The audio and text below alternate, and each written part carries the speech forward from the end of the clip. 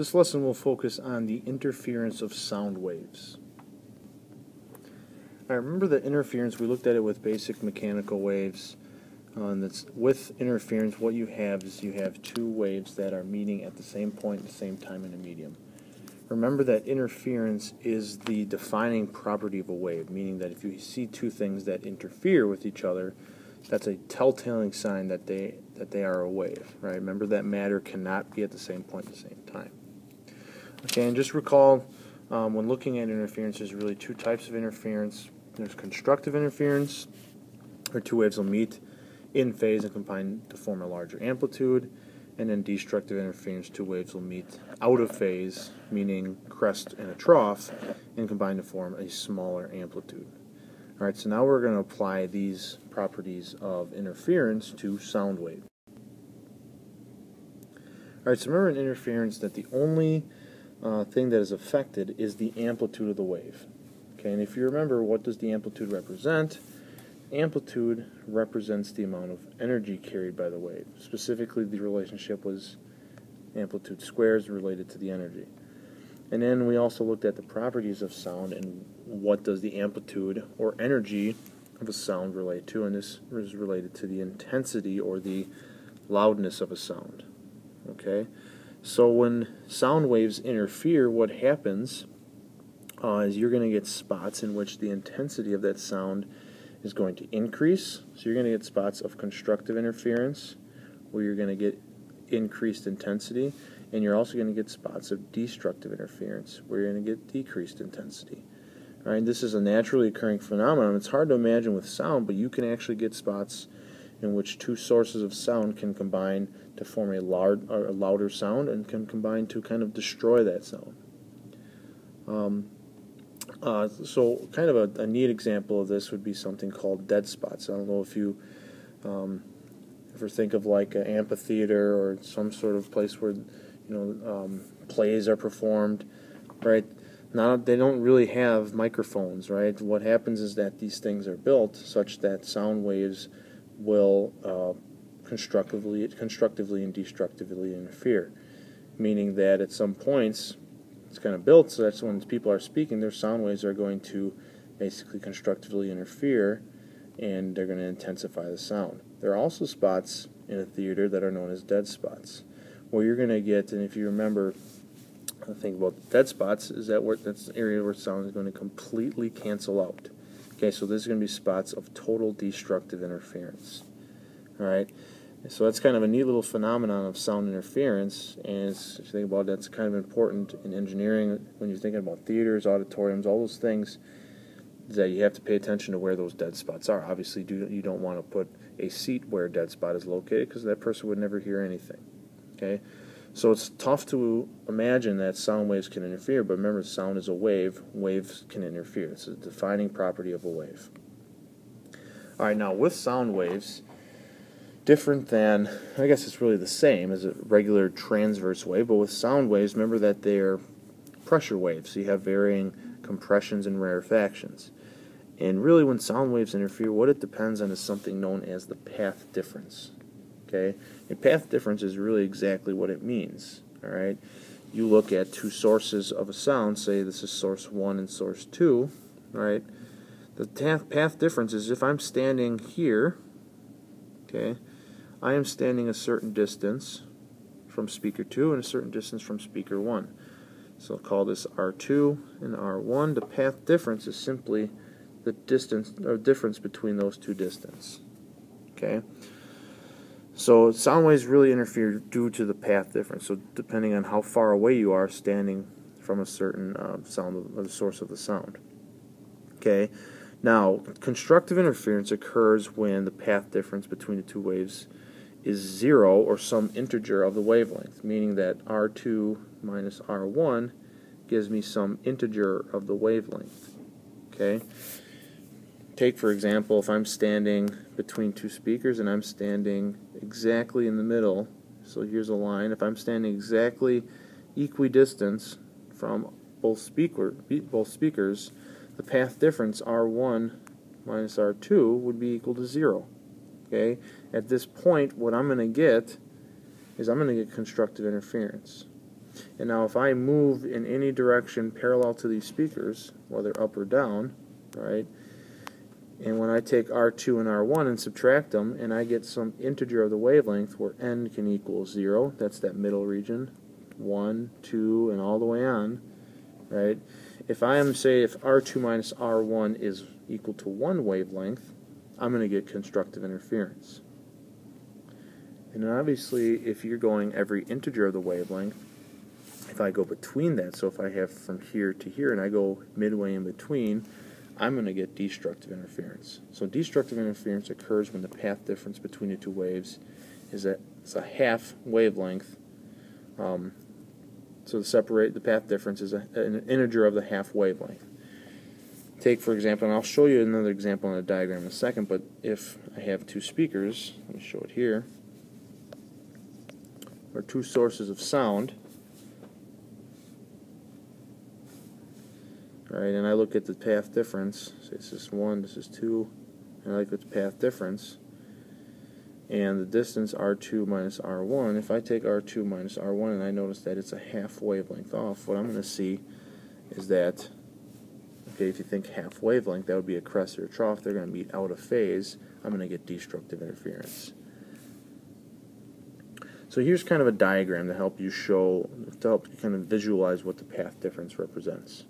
Okay, so again, we get constructive interference when the path difference is equal to some integer of the wavelength. Now, last slide I used n, this one I used an m. It doesn't really matter, but m can equal 0, 1, 2, and beyond. Same with here. M can equal 0, 1, 2, and beyond. And these integer numbers represent what are called the relative maxima, or if we're looking at destructive minima. Okay? So these are known as the relative maxima and minima. So looking at these path differences, notice on the diagram, okay, the dark regions are showing a crest. Okay, so these dark regions are showing crests, and the kind of light regions are showing a trough. Or if we're looking at sound waves, the dark would be a compression, the light would be a rarefaction. All right. So notice I have two sources of sound right down here in the bottom, source 1, source 2. If these sound waves are emitting really the same frequency, notice that the wavelengths between these two sound waves are the same. And notice in the regions in which the waves overlap, okay, this region here, notice when they overlap, what you're getting is interference. Okay, so think about interference. If two crests meet up or two troughs meet up, you get constructive interference. So on this diagram, where two dark shaded regions, or dark lines, interfere with each other, that's constructive interference. So notice when these two things are equidistant, so R1 is equal to R2, right, notice that here, at that point, you get the first relative maximum, meaning at midway between the line connecting these 2 points, you're going to get a greater intensity of sound, so you're going to get a louder sound, okay? Let me show you what I mean more by this integer. So let's say I look at, let's find a point here, how about this one right here, okay? Let's say I want to know, am I going to get constructive or destructive interference at this point? And if you look, what I have in terms of these lines is I have a dark line and I also have a lightly shaded line. So that would be a compression meeting a rarefaction. So let's look at the path difference. If I look from source 2, okay, R2. If I notice R2, what I get if I count these lines, okay, from dark region to dark region is a wavelength. So I get 1, 2, 3, 4 wavelengths. So R2 is equal to 4 lambda, 4 times the wavelength. And if I look at R1, okay, R1 again the same thing. From dark region to dark region is a wavelength. So I got 1, 2, 3, 4, 5, and notice next one doesn't go all the way to 6, but we go to 5.5. So R1 is equal to 5.5 times the wavelength. So the path difference here, R2 minus R1, will equal 5.5, okay, 5.5 minus 4 lambda. And what you get is 1.5 times the lambda. Notice you go up here, and at that integer, all right, you get destructive interference at 1.5 times the wavelength. So that's where you get this m plus a half lambda. You can do the same thing for when two compressions line up and you get constructive interference. Now here, if we're adding to this, this would be, really this would be 1.5 would be 3/2 times the wavelength. Okay, so this would be giving us the second relative maxima. All right, always starting from the central point. That's kind of the central maxima you get. This would be the first minimum, first maxima, second minimum, second maximum, and so on. Okay, always taking it from the central point. All right, so hopefully this kind of visual aid helps you with understanding the path difference. All right, so here's kind of another visual representation. If I take a speaker, all right, and this is known as an interference tube, okay, where one side of this tube is kind of fixed in place, meaning that distance is always going to be the same. This side up here is kind of like a trombone and band. You can take that and slide it up or slide it down, and what that's going to do is it's going to change R2. Okay, so depending on the distance that this sound wave has to travel, okay, some of the sound is going to be split up here, some's going to split up here. When these two sound waves meet back up, depending on the difference between R2 and R1, they're either going to meet up to form constructive interference or form up to make destructive interference. So depending on how high you slide this tube, your ear will pick up either a loud sound or a soft sound or possibly no sound at all. Alright, so let's do a problem on sound interference, and especially looking at the path difference. This is kind of a difficult concept to pick up. Alright, but once you see how problems are solved, they're kind of simple. So here's the problem. We have two speakers placed 3 meters apart and are driven by the same oscillator, meaning that these things will emit the same frequency. A listener is originally at point O, shown here, which is located 8 meters from the center of the line connecting the two speakers. So here's the line connecting the two speakers, right? It's drawn from the center of the line connecting those two speakers. So he's 8 meters from that, okay, shown here. The listener then walks to point P, right there, which is a perpendicular distance 0.35 meters from O, before reaching the first minimum in sound intensity. What is the frequency of the oscillator? So I want to find in this problem what is the frequency. Okay, and it says take the speed of sound in the air to be 343 meters per second.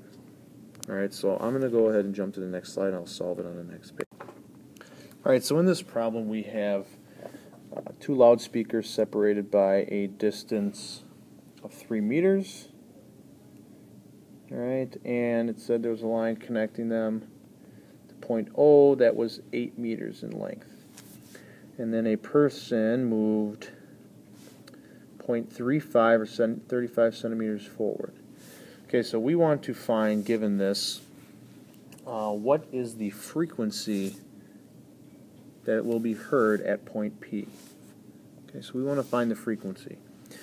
So what do we need to find the frequency? Well, if you think what we're given, first we're given the velocity of 343 meters per second. Okay, so using that right away, we can see, okay, to find frequency, I need to use the wave speed equation. Frequency, or velocity equals frequency times wavelength. So to find a frequency, it'd be velocity divided by the wavelength. We know velocity, so in order to find a frequency, you need to first find the wavelength.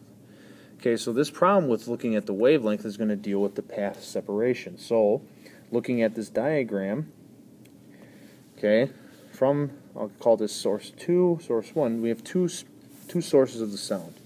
Source 2 is going to be located at a distance, and I'll call this R2 from P. And then source 1 is going to be located at a distance that is R1 from P. Okay, so in order to find it, we need to use the path separation. Now, are we going to have constructive or destructive interference? In the problem, it says that at point P, we are reaching the first minimum. Okay, so the minimum, again, is going to be talking about destructive interference. So we're going to be looking at the first minimum where m is equal to 0. Okay, so the path separation, R2 minus R1, will equal 0 plus 1/2 lambda. 0 in this case is the first integer value we can use, so that therefore it's the first minimum. So in order to find lambda, we need to find R2 and R1. Okay?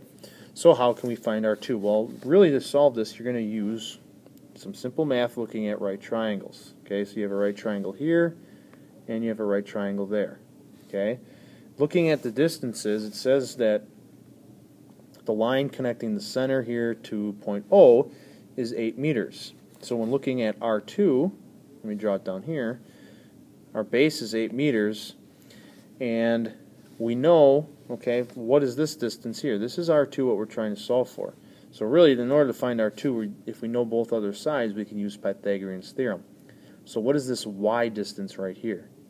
Okay, well, you know from this point here, and you know the distance between the two speakers is 3 meters. So you know the distance from kind of this parallel line up to here.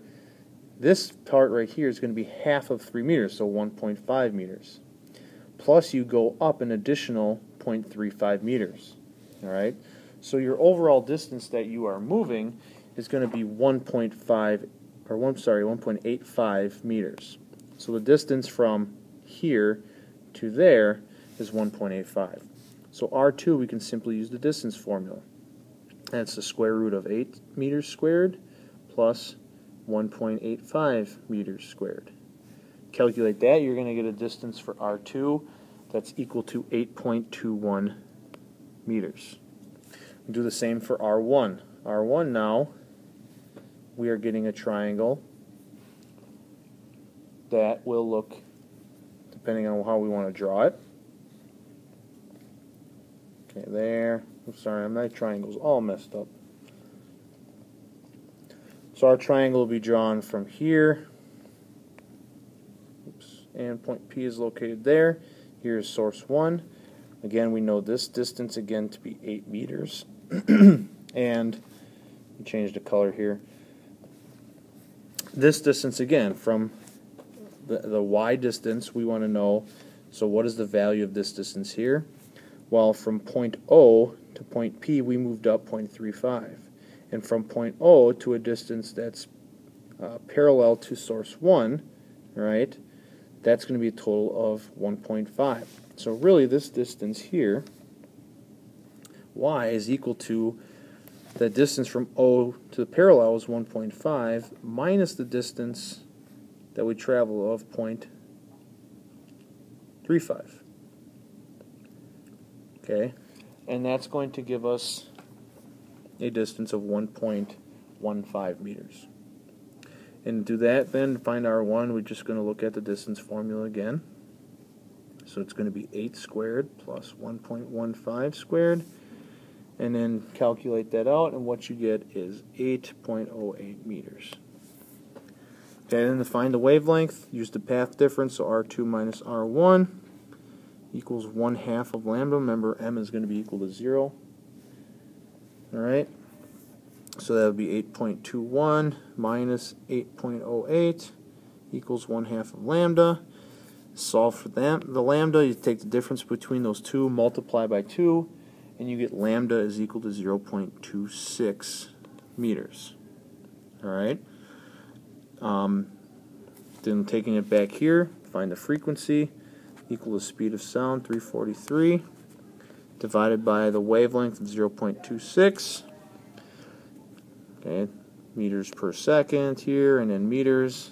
So our units are going to work, and then our frequency then, multiplying that out, you get 1.3 times 10 to the third hertz.